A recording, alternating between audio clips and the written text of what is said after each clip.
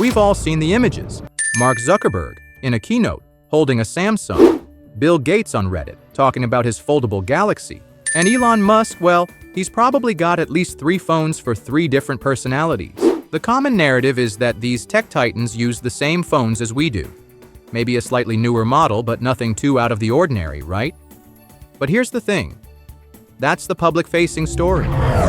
The truth is, while they may use a Pixel or an iPhone for public appearances and for the app ecosystem, many of the world's most powerful people rely on a completely different breed of phone, brands you've likely never heard of. For these devices, the focus isn't sleek design or a great camera. It's a singular, unwavering commitment to absolute security. To understand why, you have to understand the stakes. For a billionaire, their phone isn't just a device for calls and social media. It's a direct line to their entire empire. It holds sensitive business secrets, mergers and acquisition talks, private investment strategies, and critical financial information. A single text message, a single private call intercepted, could lead to a hack, insider trading, or corporate espionage that costs them billions. This isn't theoretical. It is a very real and present danger. A hostile takeover attempt might hinge on the timely theft of a single confidential document. A competitor could fund a cyber attack to leak sensitive product schematics just before launch, rendering years of research and development worthless. A foreign government might seek to disrupt a major acquisition deal for geopolitical gain, with the phone acting as the primary vector for their attack. The potential for financial and reputational damage is immeasurable. The threats they face are on a different level. It's not just a phishing email. They are targets for state-sponsored hacking groups, sophisticated corporate spies, and highly motivated cyber criminals. These adversaries don't just want your bank details. They want to cripple a company's operations, steal valuable intellectual property, or gain a strategic advantage in a global market. One of the most dangerous threats today is the zero-click exploit. Unlike phishing, it doesn't require you to click anything. A single message, image, or video can silently hijack your phone, granting hackers access to your camera, microphone, and data the moment it's received. In 2020, Jeff Bezos' phone was allegedly hacked through a malicious WhatsApp video. Even Angela Merkel's phone was once tapped, sparking a global diplomatic scandal. These cases prove phone security isn't just personal. It's geopolitical. The stability of markets and nations can hinge on a single device. Attackers also deploy IMSI catchers, fake cell towers that trick phones into connecting, so calls and texts can be intercepted, nearly impossible for an average user to detect. This is why billionaires don't rely on off-the-shelf devices. An iPhone may be secure for most people, but it's still built for convenience and mass adoption. And every feature, from Bluetooth to the App Store, is another entry point. For the ultra-wealthy, convenience takes a back seat to absolute security. This is where the world of unknown phone brands comes in. These companies don't spend billions on marketing campaigns. Their target audience is so small and so private, they don't have to. We're talking about brands like Sirin Labs, with their Solarin and Fini phones. These devices aren't just encrypted. They have a physical security switch, often on the side, that instantly activates a shield mode with military-grade chip-to-chip encryption. This feature creates a private, isolated network between 2 Sirin Labs phones, making conversations virtually unhackable. They're built for blockchain and crypto, with integrated cold storage wallets. The hardware and software are a closed loop, meaning there are far fewer vulnerabilities for an attacker to exploit compared to a mass-market device. The closed system approach means they can control every aspect of the device's operation, from the lowest level code up to the user interface, eliminating unknown variables that could be exploited. Then there's the Bidium Tough Mobile 2C. The name says it all.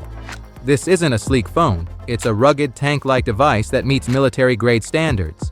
Its security features are built from the ground up, with dual operating systems that let you keep confidential information completely separate from your day-to-day use. One OS, for instance, might be a hardened environment for secure communications, while the other is a more standard, albeit still secure, Android environment for regular apps. This phone is certified for confidential level security, a level often used by government agencies and military organizations. One standout device is the Purism Librem 5, a privacy purist's dream. It runs on a fully open-source, de-Googled OS, meaning the code is open for inspection. making hidden backdoors far less likely. Its killer feature? Hardware kill switches. You can physically cut off the modem, Wi-Fi, Bluetooth, mic, and camera. No tricks, no loopholes, just complete control. Then there's the Cryptophone 500 from GSMK in Germany, designed to resist even advanced surveillance tools like fake cell towers. Its entire purpose is secure, interception-proof communication. The Turing phone took a different route, built with an alloy stronger than steel and a locked-down OS, where even installing apps was tightly controlled. Extreme security over convenience. A more modern solution is Graphene OS, a hardened open-source version of Android designed for Pixel devices. It strips out Google services, locks down permissions, and adds advanced protections, making it a top pick for privacy-first users. And finally, the Black Phone, once hyped as the secure consumer phone. It offered encrypted apps and a hardened OS, but failed because it lacked convenience and mainstream appeal. Still, it showed the challenge of building truly secure phones that people actually want to use. But it's not just about hardware. These brands bundle exclusive security services. Unlike luxury perks like dinner reservations, services from companies like Virtu focus on encrypted communication, secure travel planning, and real-time threat monitoring. Think of it less as a lock on your door and more like a private security team watching the entire neighborhood. Even when billionaires use a regular iPhone, it's far from ordinary. Behind the scenes, it's hardened with custom profiles, private networks, firewalled apps, and even ultra-secure SIM cards from providers like Afani, which use multiple authentication layers to prevent SIM swap attacks. Many elites also follow a multi-phone ecosystem. A red phone for critical encrypted calls, often kept offline, or in a Faraday bag when not in use. A white phone for day-to-day tasks like family calls or browsing. A dedicated travel phone, wiped and reconfigured after every trip to avoid foreign surveillance. This layered strategy ensures a breach on one device never compromises another. On top of that, they use hardware keys like YubiKeys, private VPN tunnels, and self-hosted encrypted messengers that bypass third-party servers entirely. Add strict habits, no public Wi-Fi, only verified charging cables, and tight control over apps, and you get a digital fortress far beyond what the average user could imagine. While the phone in your hand may look ordinary, the hidden world of security beneath it is anything but. The key lesson? Absolute security and absolute convenience can't coexist. Every feature that makes life easier also opens a potential door for attackers, a risk the ultra-wealthy simply won't take. At Tileris, we build intelligent, secure systems that protect modern businesses from these vulnerabilities. You can request a free consultation or try a demo of our AI agent to see real-time protection in action. If you found this video insightful, hit like, share, and subscribe for more on technology and security, and I'd love to hear from you. Would you trade convenience for total privacy? Drop your thoughts in the comments. Thanks for watching. See you in the next one.